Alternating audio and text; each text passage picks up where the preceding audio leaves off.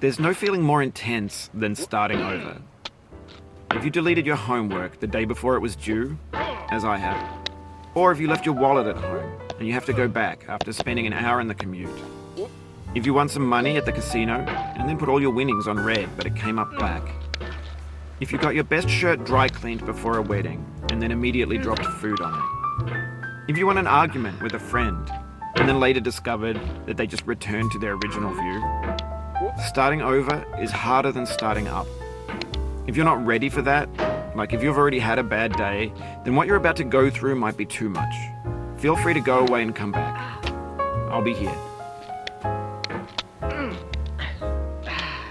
Alright, thanks for coming with me on this trip. I'll understand if you have to take a break at any point. Just find a safe place to stop and quit the game. Don't worry, I'll save your progress, always, even your mistakes. This game is a homage to a free game that came out in 2002, titled Sexy Hiking. The author of that game was Jazzuo, a mysterious Czech designer who was known at the time as the father of B games. And B games are rough assemblages of found objects. Designers slap them together very quickly and freely, and they're often too rough and unfriendly to gain much of a following. They're built more for the joy of building them than as polished products. In a certain way, Sexy Hiking is the perfect embodiment of a B game. It's built almost entirely out of found and recycled parts, and it's one of the most unusual and unfriendly games of its time. In it, your task is simply to drag yourself up a mountain with a hammer. And that act of climbing, in the digital world or in real life, has certain essential properties that give the game its flavor. No amount of forward progress is guaranteed. Some cliffs are too sheer or too slippery. And the player is constantly, unremittingly in danger of falling and losing everything. Anyway, when you start Sexy Hiking, you're standing next to this dead tree that blocks the way to the entire rest of the game. It might take you an hour to get over that tree, and a lot of people never got past it. You prod and you poke at it, exploring the limits of your reach and your strength, trying to find a way up and over. And there's a sense of truth in that lack of compromise. Most obstacles in video game worlds are fake. You can be completely confident in your ability to get through them once you have the correct method or the correct equipment or just by spending enough time. In that sense, every pixelated obstacle in Sexy Hiking is real. The obstacles in Sexy Hiking are unyielding, and that makes the game uniquely frustrating. But I'm not sure Jazzuo intended to make a frustrating game. The frustration is just essential to the act of climbing, and it's authentic to the process of building a game about climbing. A funny thing happened to me as I was building this mountain.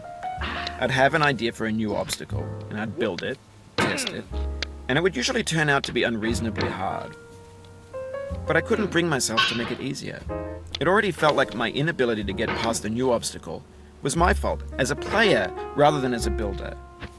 Imaginary mountains build themselves from our efforts to climb them, and it's our repeated attempts to reach the summit that turns those mountains into something real.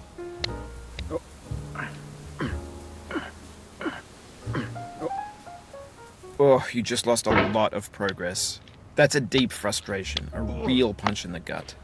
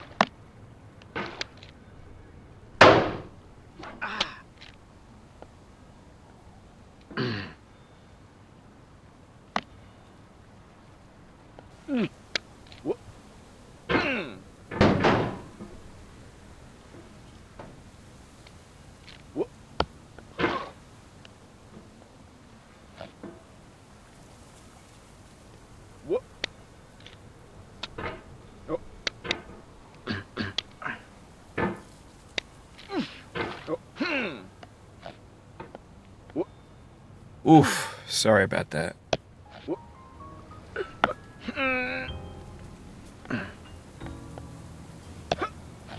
Oh, it happened again. Keep on trying, don't let it get to you.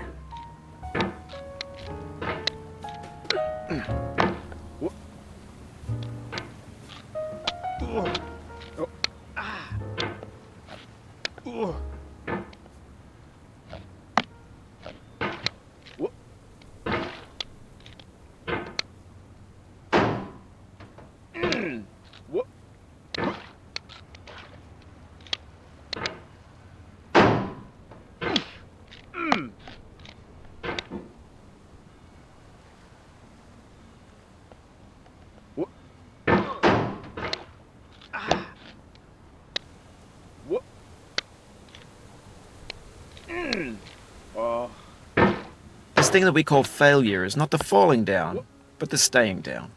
Mary Pickford.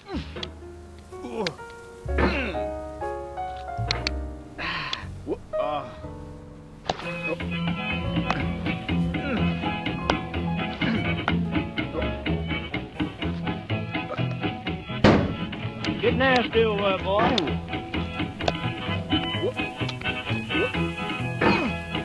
Going down the road feeling bad. I'm going down the road feeling bad.